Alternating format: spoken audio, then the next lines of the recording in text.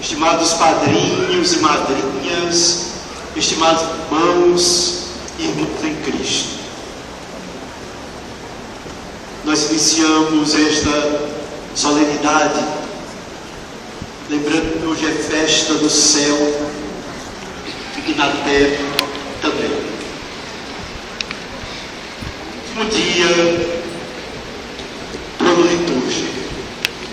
O ano civil tem a sua conclusão no dia 31 de dezembro, mas o ano litúrgico termina hoje, o término de semana.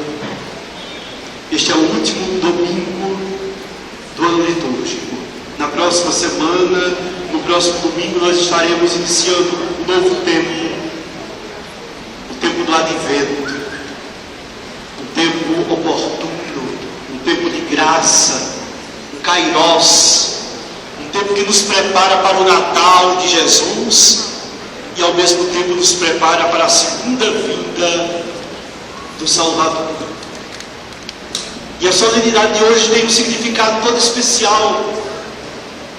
A igreja proclama sobre os telhados que Cristo Jesus é o Rei do universo.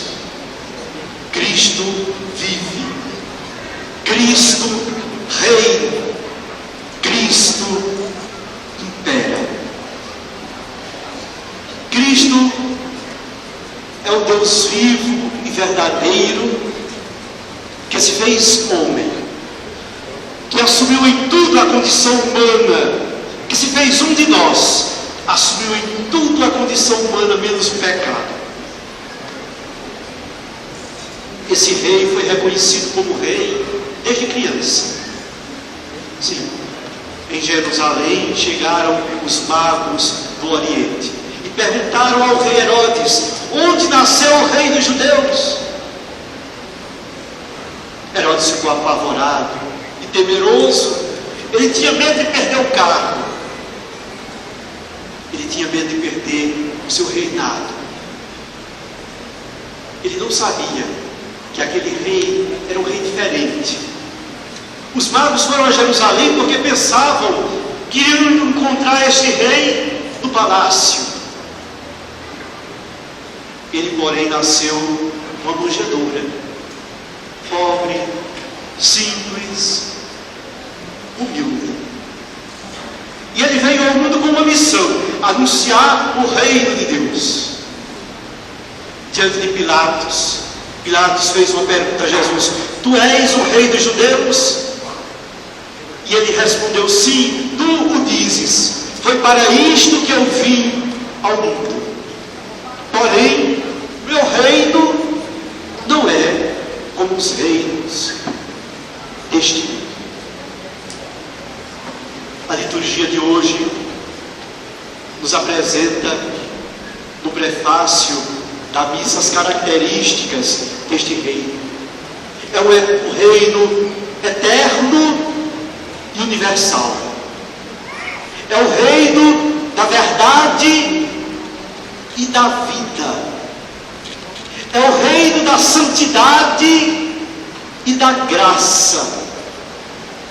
É o reino da justiça, do amor e da paz. Jesus veio ao mundo com este propósito de inaugurar o reino de Deus. O centro da vida, da mensagem de Jesus é o reino de Deus. Tanto que ele disse: buscai primeiro o reino de Deus e a sua justiça, e tudo mais vos será dado na acréscimo. Jesus veio ao mundo para reinar. Quando a gente fala em rei, nós temos uma natural aversão a essa palavra, porque o mundo inteiro sofreu com tantos reis, carrascos, duros, e monarquia não nos cheira muito bem. É necessário abrir a Sagrada Escritura e compreender como foi que tudo isso começou. Quando no início o povo de Deus não tinha um rei, eram tribos governavam essas tribos juízes. Mas essas tribos receberam influências de povos pagãos, e num determinado momento o povo hebreu disse: nós queremos um rei, nós queremos ser como as outras nações. O Senhor enviou um profeta e disse: olhe, cuidado, teu rei é algo perigoso. Um rei precisa de um exército, um rei precisa de um palácio, um rei precisa de funcionários, e quem vai pagar, custear tudo isso são vocês. Mesmo assim o povo diz: nós queremos um rei. Escolheram um rei, o rei Saul, o primeiro rei. Não agradou ao povo, nem agradou a Deus, e aquele rei foi destituído. E Deus mesmo resolveu então ele escolher um rei, escolher Davi. Qual era a profissão de Davi? Davi era pastor de ovelhas. E o Senhor disse: um rei deve ser um pastor que partilha a vida de suas ovelhas, como disse o Papa Francisco, tem o cheiro das ovelhas, que convive com as suas ovelhas, que dá a vida por suas ovelhas. E Jesus veio se apresentar como esse bom pastor, verdadeiro rei. Por ele, vimos na segunda leitura, todas as coisas foram feitas por ele e para ele. Ele é rei, um rei diferente, não um rei coroado de ouro, com a coroa de ouro, mas um rei coroado de espinhos. Sim, o seu trono é a cruz, diferente, não é? É ali que ele reina. E ele nos convida a participarmos do seu reino. Ele olha e contempla, e já vê o seu presente entre nós. Olha para os pobres, para os necessitados. Como são fraternos, como são sedentos de Deus, de justiça. Bem-aventurados vós, os pobres, porque vosso é o reino dos céus. O reino de Deus é uma realidade que já está presente entre nós de uma forma discreta. Ele não é ostensivo, ele cresce vagarosamente como um grão de mostarda. Ele é o fermento na massa, ele é um tesouro escondido no campo, que quando alguém encontra, vai e vende tudo que possui para comprar aquele campo. Assim é o reino de Deus.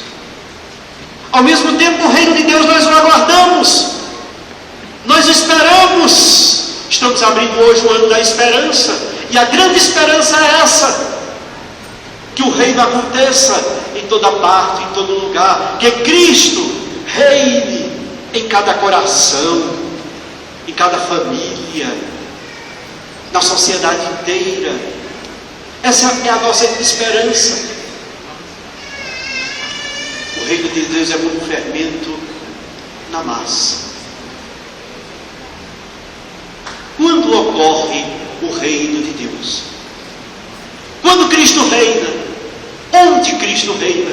Cristo reina quando nós somos capazes de abrir os nossos corações e nos deixar guiar pelo seu Espírito. Se abrirmos a primeira página dessa Escritura, vamos encontrar lá que quando a terra ainda estava informe, vazia, e as trevas cobriam o abismo, o Espírito de Deus pairava sobre as águas. Quando Deus criou o ser humano, disse: façamos o homem e a mulher a nossa imagem e a nossa semelhança, a imagem do Pai, do Filho, do Espírito Santo. Deus é comunhão de pessoas. O reino de Deus ocorre quando o mistério da Santíssima Trindade é vivenciado por cada um de nós e por todos nós. Hoje é um dia muito especial para esta paróquia de Nossa Senhora de Nazaré, porque o milagre de Pentecostes vai ocorrer novamente, porque o Espírito Santo será derramado abundantemente, e temos esperança de que, mais do que nunca, a partir de agora, Cristo haverá de reinar em sua vida, em seu coração. É um gesto tão simples, porque Deus é simples. Assim como tinham dificuldade de compreender que Jesus fosse rei e tivesse nascido numa manjedoura, também é difícil compreender que, através de um gesto tão simples, a imposição das mãos, o óleo que ungirá a sua fronte, através desse gesto, o Espírito Santo toca você, penetra em você, transforma a sua vida. O que é necessário para que isso ocorra? A ação de Deus, ela ocorre porque o sacramento é eficaz, porque o sacramento realiza em nós aquilo que significa, mas precisa também do seu acolhimento. É necessário que o seu coração esteja aberto. O Espírito Santo é muito educado. Ele vem e bate à porta do seu coração, mas ele só entra se você abrir a porta. Iniciamos o ano da fé, porta fidei, a porta da fé. Agora estamos abrindo outra porta, a porta da esperança.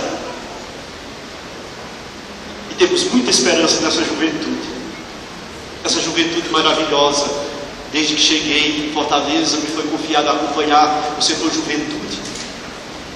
Eu tenho sentido de perto. Os padres biamartinos devem sentir também essa alegria cotidianamente. Sentir a ação do Espírito Santo no coração juvenil. Que maravilha! Jovens tementes a Deus, esperança que o mundo não está perdido, esperança que a nossa igreja haverá de continuar, crescer. O Espírito Santo está agindo. Muitos aqui, me foi dito e eu sei, têm feito uma caminhada, e muitos também acredito e tenho esperança, iniciarão a partir de agora uma nova caminhada de compromisso com o reino de Deus, na construção desse reino, para que Cristo reine. É necessário que você abra o seu coração, e a partir desse momento você vai sentir algo diferente em sua vida. Eu gostaria muito que, quando você chegasse em casa, cheio do Espírito Santo, as pessoas começassem a notar que algo diferente ocorreu em você. Às vezes eu me pergunto, por que será que muitas vezes nós sabemos ser gentis, educados lá fora, e às vezes dentro de casa a gente não é assim, e se cria um clima tenso? As palavras são rudes. Por quê? Porque não nos deixamos guiar pelo Espírito Santo. Quando abrimos o coração para o Espírito Santo, a nossa vida se renova, se transforma. E nós podemos dizer, com o apóstolo Paulo, eu vivo, mas não sou eu quem vive, é Cristo que vive em mim. Cristo reina na minha vida. Não adianta celebrar Cristo Rei e não considerá-lo como Rei. E quando é que eu considero como Rei? Quando nas minhas atitudes, no meu dia a dia, eu olho para Cristo. E eu pergunto, Ele aprova ou desaprova a minha atitude? É dom do Espírito Santo temor a Deus. Não é assim? Temor a Deus. Eu tenho temor a Deus. Não é medo de Deus, não. É respeito a Deus. Eu considero na minha vida que esse milagre ocorra. Tenho certeza de que essa paróquia e toda a Fortaleza haverá de sentir essa força, porque foi assim em Pentecostes. Era um grupinho de alguns discípulos e discípulas que estavam reunidos no cenáculo. O Espírito Santo desceu e houve uma revolução. E Jerusalém inteira ficou impressionada e convergiu para aquele lugar, o que está ocorrendo. E a partir daquele momento nasceu a igreja, e ela cresceu e percorreu o mundo e chegou até nós, e nós hoje somos membros vivos dessa igreja, e somos convidados hoje a sermos discípulos de Jesus, construtores desse reino. Caríssimos irmãos e irmãs, que esse milagre verdadeiramente ocorra, que a porta da esperança seja aberta para a sua vida, para a nossa vida. Nós sejamos capazes de viver uma nova perspectiva, cheios do Espírito Santo de Deus. Que assim seja. Amém. Louvado seja nosso Jesus Cristo. Para sempre seja louvado.